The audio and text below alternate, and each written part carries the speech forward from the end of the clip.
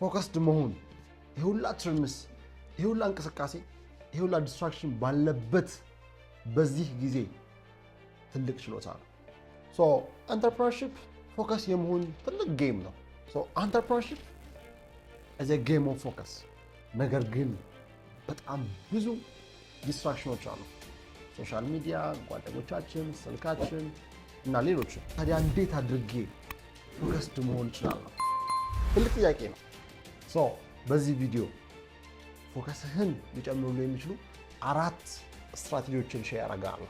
አንደኛ ግልጽ የሆነ መጨረሻ ይኖራል። ግልጽ የሆነ መጨረሻ ከሌለክ ያዋጣል፣ አሪፍ ነው፣ ያበላል የተባሉ ነገሮች ሁሉ አንተን ይገዙዋል ወይ ደግሞ ዲስትራክት ያደርገዋል። መጨረሻውን የሚያውቅ እና መጨረሻውን የሚያይ ሁሌ የሚዘናጋ አይችልም።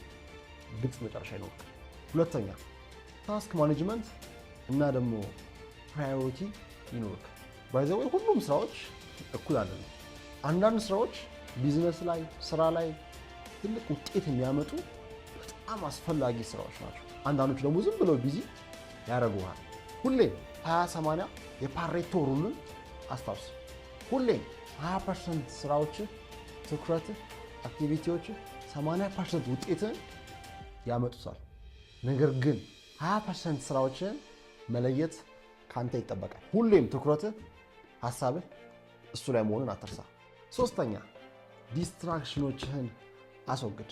ባይ ዘ ወይ ዲስትራክሽኖች ኤክስተርናል ወይም ደግሞ የውጭ ብቻ አይደሉም። እንደውም አብዛኛው አንተ ውስጥ ናቸው። ሐሳብህ ትልቁ ዲስትራክሽን ነው። ከዚህ በፊት የወደካቸው የራስህ ሐሳብ ትልቁ ዲስትራክሽን ነው። ወደ ተግባር እንዳትገባ፣ ኮንቲኒየስሊ ኮንስታንት እንዳትሆን፣ ለዚህ ነው ውጤት እንዳታመጣ በትልቁ የያዘ ሐሳብ ነው። ሐሳብ ላይ ንቁ መሆን እንዳትረሳ። ምንም ነገር ማሳካት ትችላለህ። ሐሳብህ ግን ሊጥልህም ሊያነሳህም ይችላል። ሁሌም መርጠህ አስብ። ሌላው ሶሻል ሚዲያ እና ስልክ ናቸው። ስልክህን የገዛኸው እንዲቆጣጠርህ ሳይሆን እንድትቆጣጠረው ነው። እንዲቆጣጠርህ አትፍቀድለት። ሌላው ትልቁ ዲስትራክሽን ህልም የሌላቸው ሰዎች ወይም ደግሞ ከአንተ ህልም ጋር የማይጣጣሙ ሰዎች ናቸው።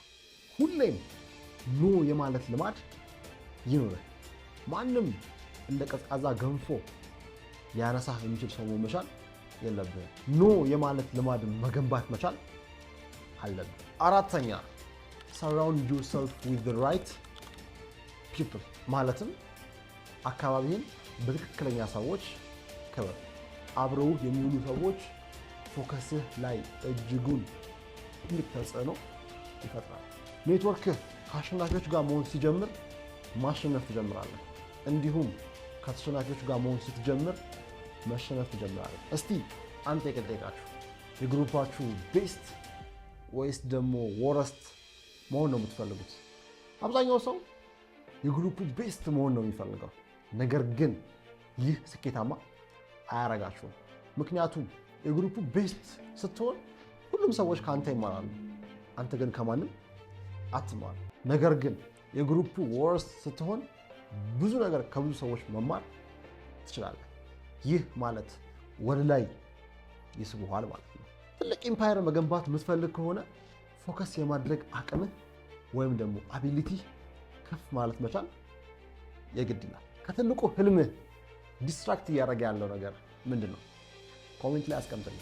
ቪዲዮ ከተመቻችሁ ላይክ፣ ሰብስክራይብ፣ ሼር ምናምን ማድረጋችሁ ላይ ያነሳ ሲዩ አዘቶ